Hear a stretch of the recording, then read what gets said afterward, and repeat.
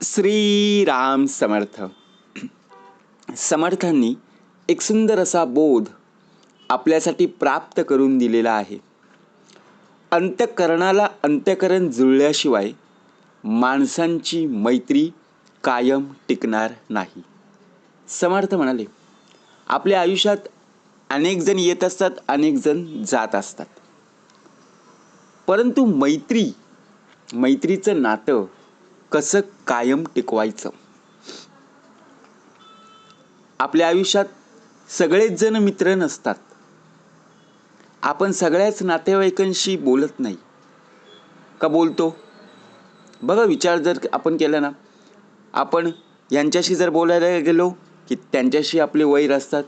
हा मित्र जर असेल तर तो आपला दुश्मन असतो. असं का होतं? समर्थ म्हणाले, अंतःकरणाला अंतःकरण जुळल्याशिवाय. आता माझ्या या प्रत्यक्षात अंतरीचा अंतरात्मा आहे, त्या देहाच्या अंतरीसुद्धा अंतरीचा अंतरात्मा आहे. परंतु अंतःकरणाला अंतःकरण म्हणजेच काय? आपण बोललेलो त्या समोरच्या व्यक्तीला, समोरच्या देहाला पटलं पाहिजे. आपण ज्या वेळेला बोलत असतो ना, ते समोरच्या व्यक्तीला पटत नाही, म्हणून ती व्यक्ती आपल्याशी दुश्मनी ठरत असते. बरोबर की नाही? म्हणजे मैत्रीचं नातं कायम टिकवण्यासाठी आपल्याला उत्तम प्रकारे बोलणं, आपला स्वभाव दुसऱ्यांना पटण्यासारखं असणं खूप गरजेचं आहे. कारण आपली जागा आहे ना, प्रत्यक्षात जर आपण पाहायला गेलो, समोरच्या व्यक्तीच्या हृदयात असणं खूप गरजेचं आहे. तरच ते नातं टिकलं जातं. आता अंतःकरणाला अंतःकरण कसं जुळेल? ज्या वेळेला आपण एखाद्या वर्गामध्ये असतो, बघा, शाळेमध्ये असतो, शाळेमध्ये अनेक जण मित्रमैत्रिणी आपल्याला पाहायला मिळतात. परंतु सगळेच मित्र आपले नसतात. कोणाच्या तरी बघा क्षुल्लक कारणावरून भांडण होते. कारण का? कारण ती गोष्ट त्या विद्यार्थ्याला, त्या देहाला पटलेली नाही. आपल्या आजूबाजूला बघा शेजारी पाजारी असतात, आपले वैरसुद्धा असतात. का? कारण क्षुल्लक कारण.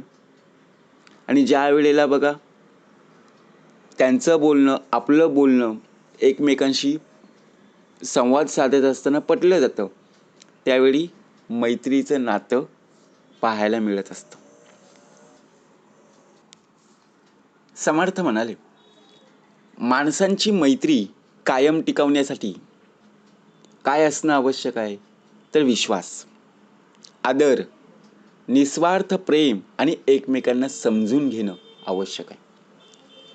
जर मैत्रीत अडथळे न आणता ते जर दूर केले, त्यांच्याशी संवाद साधला किंवा कठीण काळात त्यांच्या पाठीशी जर तुम्ही उभे राहिलात, तर मैत्री नक्कीच घट्ट होऊन जाईल. आता मैत्री कायम टिकवायची, मग काय करावं लागेल? समर्थ म्हणाले, मैत्री सूर्यासारखी जी अंधारात दिशा दाखवत असते. कारण मैत्रीचं हे उपहार आपल्या सर्वांना लाभतो, बरोबर की नाही? खरा मित्र कठीण काळात, म्हणजे ज्याप्रमाणे आपला देह अंधारात असतो आणि प्रकाश कोणीतरी आपल्याला दर्शवतोय, त्याचप्रमाणे प्रकाशाप्रमाणे मार्गदर्शन करणारा जो मित्र आणि योग्य दिशा दाखवणारा मित्र आपल्या आयुष्यात असणं खूप गरजेचं आहे. कारण देवाने, परमेश्वराने आपल्याला मैत्री हे एक अमूल्य देणगी दिलेली आहे, मित्रत्वाचं नातं. आपले मित्र किंवा आपला देह कशा प्रकारे आहे? जर स्वार्थीपणाने जगत असेल तर पहावे आपणासी आपण. स्वार्थी नसलेल्या नात्यात मैत्री नेहमीच ताजीतवानी राहत असते. आणि ज्या वेळेला स्वार्थीपणामध्ये आणाल, त्यावेळेला तोच मित्र तुमच्यापासून दूर होईल.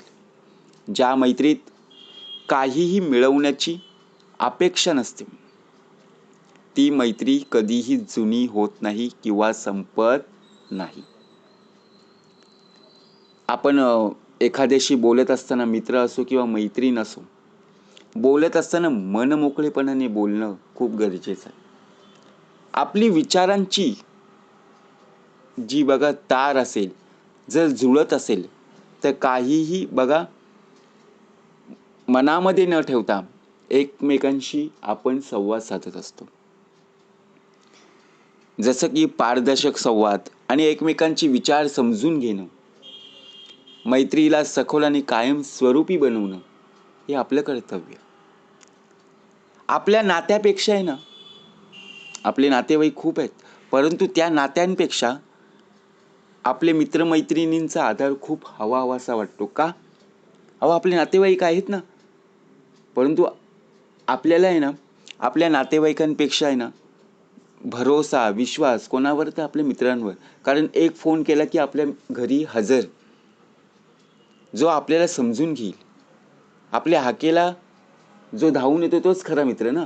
आपण सुविचार वाचतो ना, संकटकाळी जो धावून येतो तोच खरा मित्र. मग रक्ताच्या नात्यापेक्षाही विश्वासाचं नातं जास्त जवळचं वाटतं. संकटाला बघा प्रत्यक्षात तुमच्या मदतीला धावून येणारा जो मित्र आहे तोच खरा मित्र होईल ना. म्हणून समर्थ म्हणाले, आपल्या आयुष्यात एकमेकांचा आदर करा. प्रत्येकाच्या वाटेला संकट येत असतं, परंतु पाठिंबा देणं खूप गरजेचं आहे. मैत्रीमध्ये अहंकार नसावा. तुमच्याजवळ काही वस्तू असेल, त्या वस्तूंचा, त्या गोष्टींचा अभिमान अजिबात नसावा. अहंकार नसावा. तर एकमेकांच्या मतांचा आदर आणि प्रगतीसाठी प्रोत्साहन हवे. बघा, प्रत्यक्ष आपण संवाद कसा साधायचा, तर मनातील भावना ज्याप्रमाणे मन मोकळेपणाने आपल्याला बोलता आलं पाहिजे, त्यांचं ऐकता आलं पाहिजे.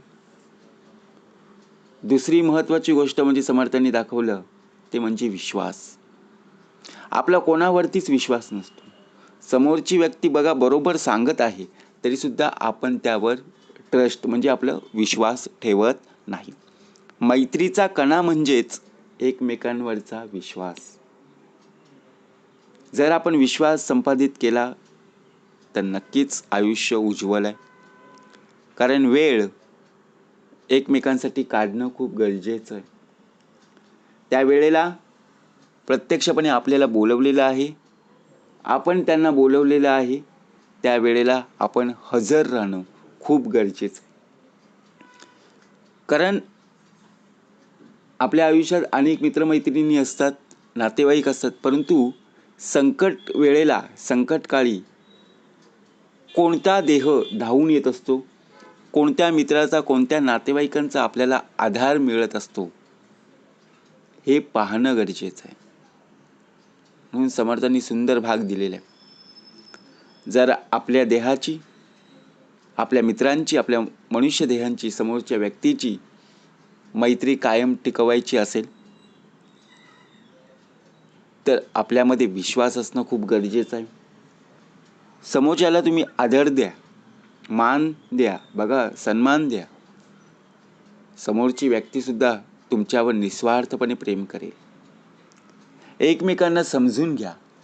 जर कुठे चुकत असेल तर त्यांना सांगा तुम्ही इथे चुकत आहात, किंवा समोरची व्यक्ती आपली चूक दाखवत असेल तर नक्कीच आपण ती चुकलेली गोष्ट बरोबर करण्याचा प्रयत्न करा. जर आपण त्या व्यक्तीला बोलण्याचा प्रयत्न केला की बाबा नाही आहे, बरोबर आहे, किंवा त्याला उलटं बोललो, तर ते विश्वासाचं नातं मित्रामध्ये, मैत्रिणीच्या रूपात बघा, मित्राच्या रूपात साध्य होणार नाही. म्हणून संवाद साधत असताना कुठेही वाद होणार नाही याची दक्षता आपल्या देहाने घेतली पाहिजे.